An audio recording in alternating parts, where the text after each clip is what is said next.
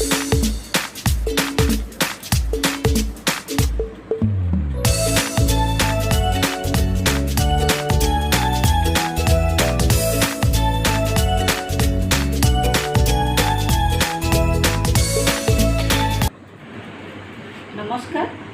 আজি মই বনাম নাৰিকলৰ বিস্কুট, কোকোনাট বিস্কুট। তাৰ বাবে মই লৈছোঁ এয়া এফাল নাৰিকল গুড়ি কৰি লৈছোঁ মিক্সিত, 1 কাপ ময়দা, আধা কাপ ৰিফাইন, ইলাচি 4টা গুড়ি কৰি লৈছোঁ, আধা চামুচ বেকিং পাউডাৰ আৰু এয়া মিক্সিত গুড়ি কৰি লোৱা চেনি। এতিয়া মই এই সকলোখিনি মিক্স কৰি লম।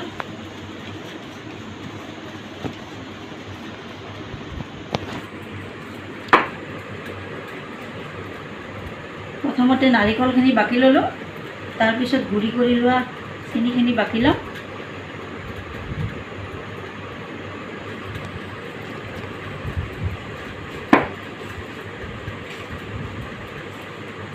তাৰপিছত বেকিং পাউডাৰখিনি বাকি ল'ম, আধা চামুচ বেকিং পাউডাৰ। তাৰপিছত ইলাচি পাউডাৰখিনি বাকি ল'ম, এয়া গুড়ি কৰি লোৱা ইলাচি বাকি ল'লোঁ। এইখিনি ভালদৰে সানি ল'ব। তাৰপিছত এয়া ময়দা,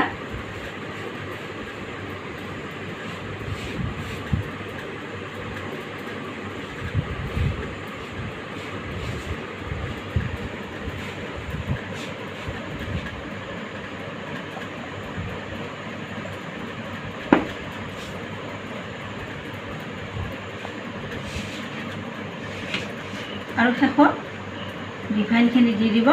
ইয়াত পানী দি দিব।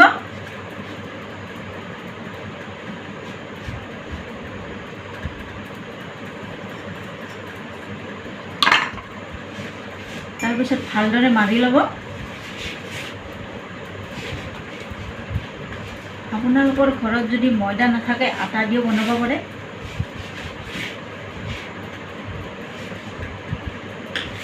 ভালদৰে মিক্স কৰি ল'ব। ইয়াত পানী দি দিব।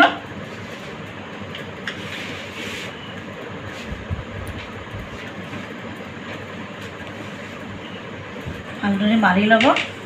প্ৰথমতে নাৰিকলখিনি বাকি ল'ব, গুড়ি কৰি লোৱা নাৰিকলখিনি। তাৰপিছত গুড়ি কৰি লোৱা চেনিখিনি বাকি ল'ব। তাৰপিছত বেকিং পাউডাৰখিনি দিব। তাৰপিছত ইলাচি দিব। তাৰপিছত ময়দাখিনি আৰু শেষত ৰিফাইনখিনি দি ভালদৰে মাৰি ল'ব। ইয়াত পানী দি দিব। এয়া চাওক, মোৰ সম্পূৰ্ণৰূপে মাৰা হৈ গ'ল, গোটেইখিনি মিক্স হৈ গ'ল। এতিয়া এনেকুৱাকৈ বইল কৰি ল'ম।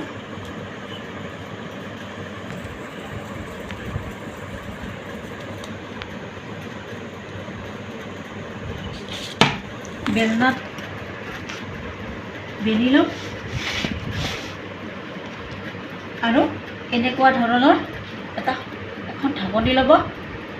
যদি আপোনালোকে ডাঙৰকৈ কৰিব বিচাৰে ডাঙৰ ঢাকনি ল'ব, যদি সৰুকৈ কৰিব বিচাৰে সৰুকৈ ঢাকনি ল'ব। মই এয়া মিডিয়াম সাইজৰ লৈছোঁ, মই মিডিয়াম সাইজৰ বনাম বুলি ভাবিছোঁ। আপোনালোকৰ যেনেকুৱা পচন্দ হয় তেনেকুৱা ধৰণৰ ঢাকনি এখন লৈ ল'ব। এতিয়া বেলনাখনত অলপ ৰিফাইন দি দিলোঁ। এতিয়া ৰুটি বেলাৰ নিচিনা বেলি ল'ম।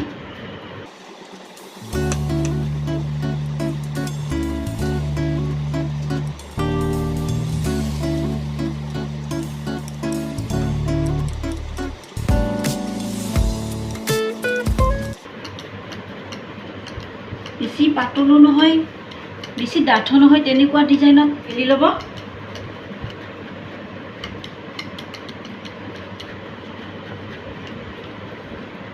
আৰু এয়া ঢাকনিৰে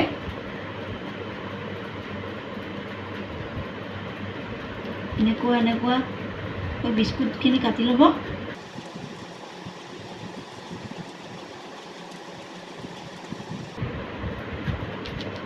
আপোনালোকে যদি ডাঙৰকৈ বনাব খোজে ডাঙৰ ঢাকনি ল'ব, সৰুকৈ বনাব খুজিলে সৰু ঢাকনি ল'ব।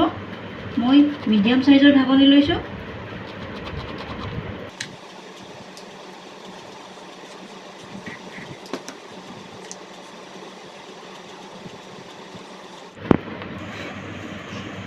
এয়া মই চিম্পুলকৈ কেইখনমান বনাই লৈছিলোঁ, চিম্পুলকৈ কেইখনমান বিস্কুটৰ আকাৰ দি লৈছিলোঁ। আপোনালোকে যদি ডিজাইন দিব খোজে এয়া এনেকুৱা কাটা চামুচ ল'ব আৰু এনেকৈ এনেকৈ ডিজাইন দি যাব।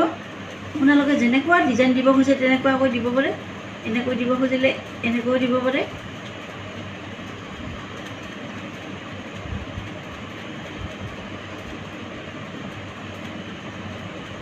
এনেকুৱাকৈও দিব পাৰে।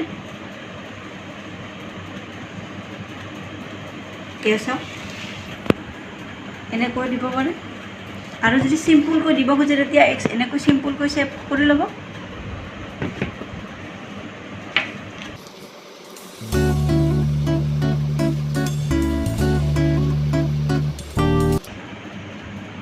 যদি আপোনালোকে চিম্পুলকৈ বনাব খোজে এনেকৈ বনাব, যদি ডিজাইন দি বনাব খোজে এনেকৈ ডিজাইন দিব। এনেকুৱা কাঁহী এখনত অকণমান ৰিফাইন দি দিম।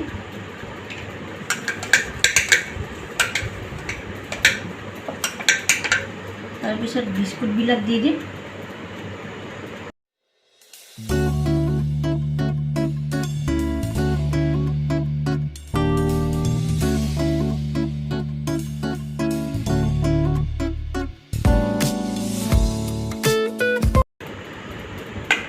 এতিয়া কেৰাহীত দি আমি গেছত তুলি দিম।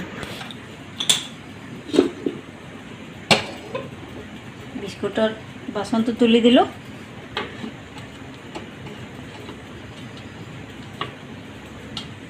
এতিয়া বিস্কুটখিনি কেৰাহীত দি দিলোঁ। এতিয়া এখন ঢাকনি মাৰি দিম। গেছটো চিমত দি থ'ম পূৰা 45 মিনিট। 45 মিনিটৰ পিছত চাব বিস্কুট ৰেডি হৈ যাব। এয়া বিস্কুট ঠাণ্ডা হৈ গৈছে। আমি এখন এখনকৈ ডিছত লৈ ল'লোঁ।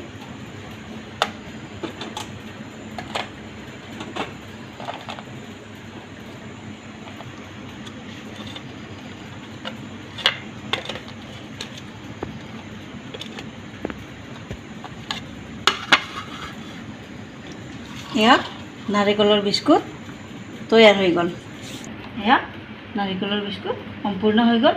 এতিয়া ভাঙি দেখাম। এয়া চাওক,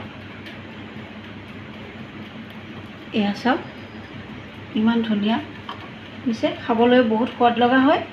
সৰু ল'ৰা ছোৱালীয়ে বহুত পচন্দ কৰে। এয়া চাওক, এয়া ঘৰতে সহজ পদ্ধতিৰে বনাব পৰা নাৰিকলৰ বিস্কুট।